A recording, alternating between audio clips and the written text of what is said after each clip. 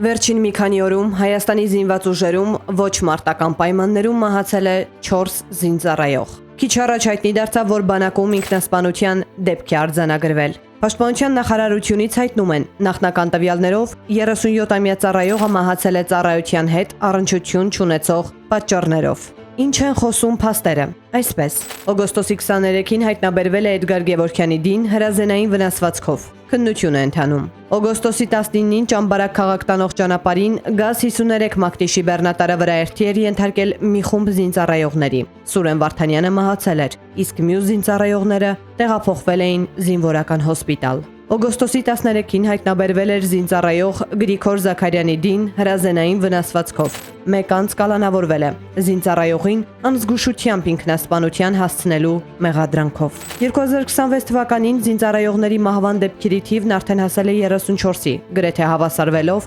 2025 թվականի ամբողջ տարվա ցուցանիշին՝ 35 դեպքի։ Այս մահաբեր դեպքերը հաշվի առնելով քաղաքացիները հարց են բարձրացնում. Սուրեն Պապիկյանը պետք է դեռևս շարունակի պաշտոնավարումը։